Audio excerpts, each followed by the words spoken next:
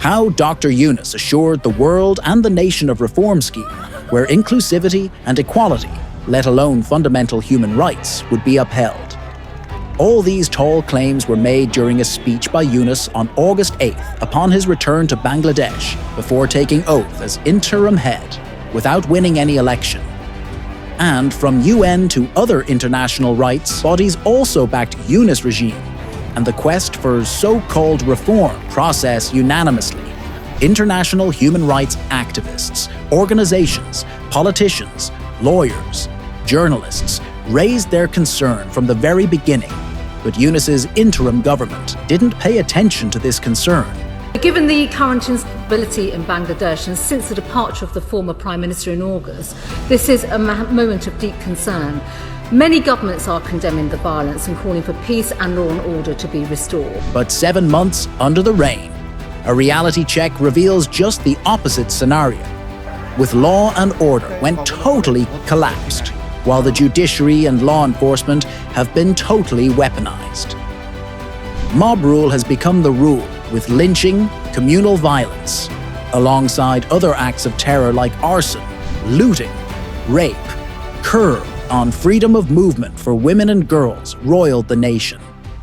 Let's take a look at how rights abuses exacerbated in the country, extrajudicial killing and custodial death by law enforcement. Since August 5th, at the behest of Bangladesh Army, joint forces have been deployed. Troops are also empowered with magistracy power and following our monthly status of killing under law enforcement. Atrocities against minorities. We have a responsibility because we enable Bangladesh to be free and independent. Now, whatever the change of government has been in Bangladesh, it cannot be acceptable that religious minorities are persecuted in this way. Attacks on followers of Sufis and shrines. Islamists inciting violence against minorities, in stark contrast to government's narrative on ruling out communal line over attacks against minorities.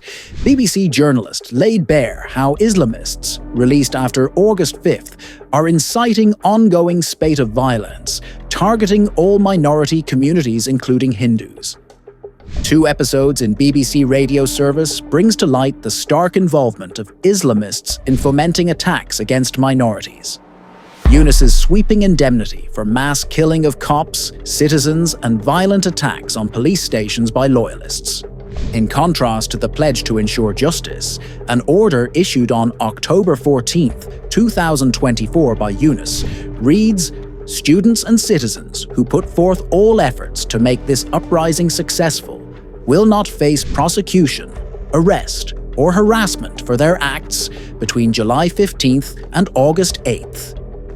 Emboldened at the indemnity, advocates of Yunus regime, radical Islamists and coordinators from student against discrimination platforms publicly glorified the killing spree of cops and planned destruction of key public offices as part of a violent campaign to bring down Awami League."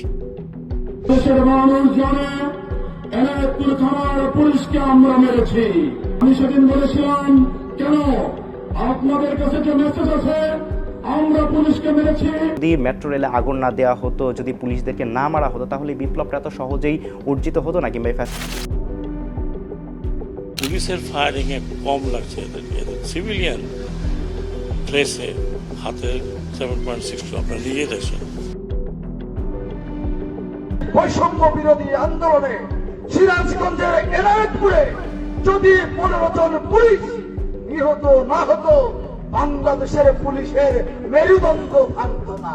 Despite such public admission of killing, the decree justifying no legal action against violence perpetrated by supporters of Yunus has been likened by rights activists as an act of widespread indemnity granted for perpetrators who killed police, minorities, citizens affiliated with Awami League, aimed to bring Yunus in power and solidify his grip on power. No justice for killing of at least 318 people under Yunus regime. Ayin O Shalish Kendro, a leading human rights organization, reported. Massacre of Awami League activists. At least 171 citizens were reportedly killed in form of lynching, arson, and other forms of violence. According to accounts of family members, tens of thousands of party activists and leaders in almost each unit of 4,573 union in all the 64 districts across the country subjected to physical attacks, and their houses and business were looted and vandalized. Hundreds of activists are feared, killed as their whereabouts are unknown for months. Due to impunity for killing of Awami League leaders and activists, there has been no let-up in the extrajudicial killing spree even after 6 months. Rather, the cycle of vengeance and erosion of rights only compounded. Violence against women. Safety of female population, from clothing to workplace and movement, under siege and culture of impunity reigns supreme. Death of freedom of press. The claim of Dr. Yunus to uphold freedom of press emerged out as biggest hoax in 6 months, as not only journalists are suppressed with meticulous design of false lawsuits, arbitrary arrests, unlawful incarceration, but also a record number of headquarters of media outlets came under attacks. Since August 5th, offices of at least 19 media outlets are torched and vandalized, highest since the country's history, according to DW Bangla Service. Mass arrests and arbitrary detention, brutal crackdown. At least 13,540 people were subjected to mass arrests and arbitrary detention from August 2024 till January 2025. In 20 days of February, at least 12,500 were detained in political cases. No justice in court. Victims of mass arrests denied of legal rights.